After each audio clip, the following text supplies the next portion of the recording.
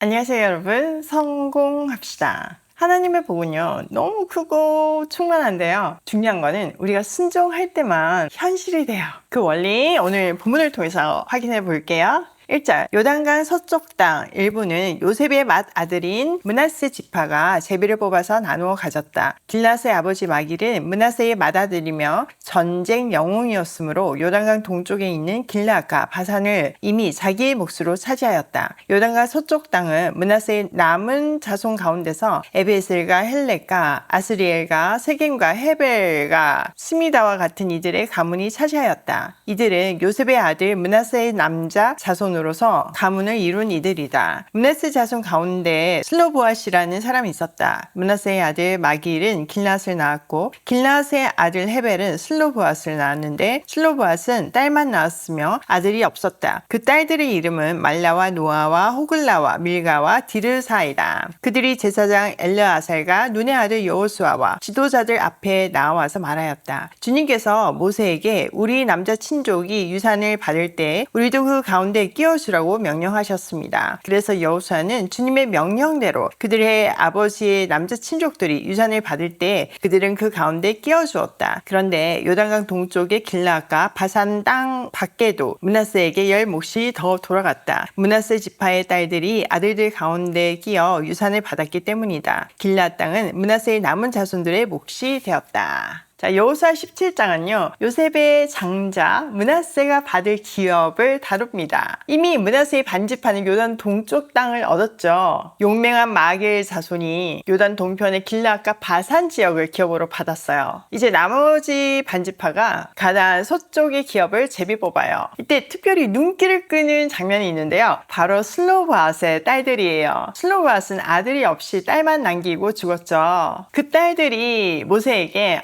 우리에게도 기업을 달라라고 담대하게 요청했고 하나님은 그 요청을 들어주셨죠. 그들의 요청에 의해서 특별한 규례가 생겼잖아요. 여호수아와 엘르아살은 그 말씀대로 슬로보앗의 딸들에게도 남자들과 똑같이 기업을 분배해서 그들의 숙부들과 함께 기업의 몫을 받겠어요. 사실 당시의 여성들은요 인구 개수에 들지 못할 정도로 약자의 처지였어요. 그런데 이 슬로보앗의 딸들이 믿음으로 담대하게 하나님의 공의를 구했고 미래의 약속을 현재처럼 확신했어요. 그들은 이미 얻지도 않은 땅을 마치 받은 것처럼 여기고 그들은 모세를 통해서 받은 아직은 얻지 못했던 가나안 땅을 마치 받은 땅처럼 여기고 담대히 구한 믿음의 사람들이에요. 또한 훗날 그 지파가 이제 결혼을 통해서 땅이 다른 지파에게 넘어가면 안 되잖아요. 그래서 그때 규례를 정할 때 같은 지파 내에서만 결혼을 해야 한다라고 전제가 붙었는데 그 책임과 희생도 감당했죠. 하나님은 이처럼 하나님 나라를 향한 간절한 열망과 믿음의 요청을 귀히 여기시고 반드시 갚아주세요. 우리도 하나님의 약속을 믿고 담대히 구하는 기도를 드릴 때 하나님께서 가장 선한 때에 이루어 주실 거예요. 슬로보앗의 딸들처럼 믿음과 순종으로 하나님의 유업을 강구하고 지켜나가는 자들에게 하나님은 세상하고는 다르게 차별 없이 풍성한 은혜를 베푸세요. 또 이 대목을 통해서 정말 성경은 가장 앞서고 가장 선진되어 있고 가장 사람을 위한 법이라는 것을 우리가 확인할 수 있죠. 그렇기 때문에 이 성경의 원리를 지금 이 시대에 맞게 적용을 한다면 우리는 가장 세상의 어떤 법들하고는 차원이 다른 가장 선진 법을 누릴 수 있어요. 자, 7절, 므낫세의 경계선은 아셀에서부터 세겜의 동쪽에 이르는 믹므닷에 이르고 남쪽으로 가서 엔데프와 주민이 살고 있는 땅에까지 미친다.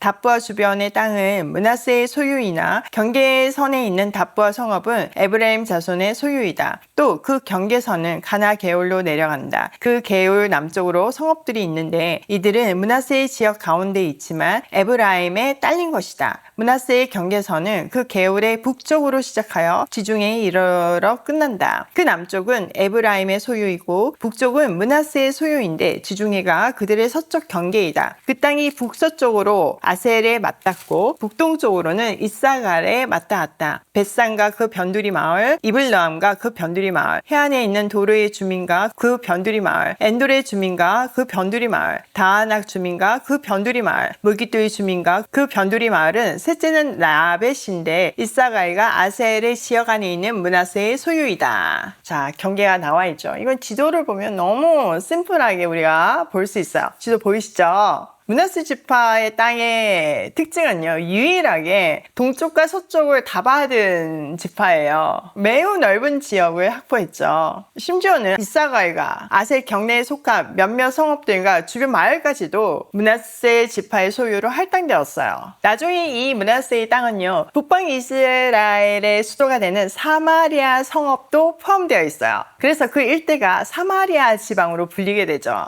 자, 12절. 므낫세 자손이 이 성읍들의 주민을 쫓아내지 못하였으므로 가나안 사람들은 그 땅에서 살기로 마음을 굳혔다. 이스라엘 자손이 강성해진 다음에 가나안 사람에게도 노동을 시켰으나 그들을 다 쫓아내지는 않았다. 와우. 이렇게 많은 땅을 받고도 문제가 있었어요. 므낫세 자손이 그 할당받은 땅의 주민들을 다 몰아내지 못한 거예요. 근데 13절을 보면요, 못 쫓아낸 게 아니라 안 쫓아낸 것에 가까웠죠. 분명하게 강성해진 후에 그 가난한 사람들을 노동을 시켰으나 다 쫓아내지는 않았다고 기록하고 있잖아요. 다시 말해서 처음에는 이들은 철병거를 갖고 있거든요. 그들이 강력함 때문에 정복을 하지 못했지만 나중에는 강성해져서 이제 정복할 때가 됐는데도 굳이 다 쫓아낼 필요성을 못 느낀 거예요. 경제적으로 생각하면 훨씬 유익이니까요. 그래서 그들을 남겨두고 노동을 시킨 거죠. 여기서 인간의 탐욕과 계산을 우리는 볼 수 있어요. 하나님께서는 분명 가난한 주민을 절대 남겨두지 말라고 명령하셨는데 므낫세는 자기 이익을 위해서 하나님의 명령을 부분적으로만 순종한 거잖아요. 또 여기에는요, 자신의 힘을 가신하는 교만도 보여요. 우리 이미 강성해졌으니까 이 정도 가난한 사람들은 우리가 통제할 수 있다. 그런데 그런 판단은 매우 위험한 착각이었어요. 하나님의 우려대로 그 남겨진 가난한 사람들은 서서히 우상 숭배를 전파하기 시작했고 이스라엘은 그냥 그 안에서 그 문화에 그냥 스며들었어요. 그래서 보면 바알과 아세라를 완전 섬기는 타락에 빠지고 말죠. 하나님이 이걸 다 아셨잖아요. 그래서 계속 반복해서 다 진멸해라 얘기하면서 남겨두면 너의 그 옆구리의 가시가 되고 올무가 될 거라고 분명히 얘기했지만 사람들은 이렇게 조금씩 타협을 했던 거예요. 처음에는 별거 아닌 것 같은 이 불순종과 타협이 나중에는 영적 생명을 위협하는 올무가 되었어요. 결국 계세를 남겨두었던 에브라임 지파의 경우처럼 므낫세 지파가 남겨둔 성읍들은 훗날 이스라엘이 끝내 정복하지 못하거나 큰 고통의 원인이 되었어요. 우리도 마찬가지예요.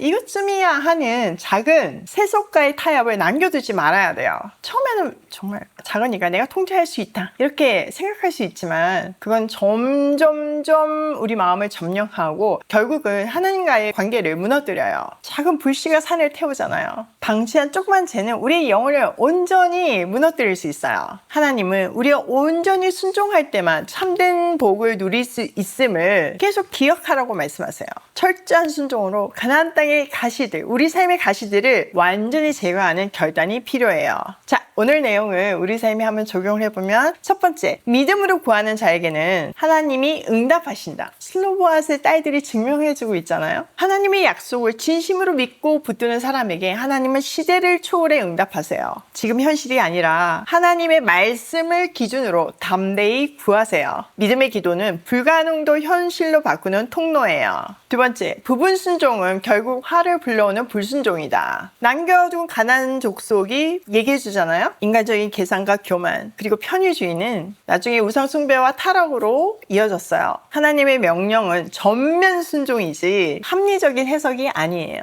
내게 익숙하고 편리해 보여도 하나님이 제거하라고 하신다면 반드시 치워야 돼요. 세 번째, 하나님의 유업은 누리는 것이 아니라 믿음으로 개척하는 것이다. 므낫세 지파는 넓은 땅을 받고도 다 정복하지 않았죠. 주신 거는 우리가 개척해야 하는 거예요. 우리의 영역이 분명히 있는 거예요. 그러니까 은혜 받았다고 가만히 있는 것이 아니라 우리도 하나님의 약속을 믿음으로 붙들고 싸우고 개척해야 열매가 맺혀요. 게으름이나 두려움이 아닌 순종으로 반응할 때 실제 유업이 되는 거예요. 오늘도 온전한 순종으로 믿음이 실제가 되길 소원하며 고고싱해요.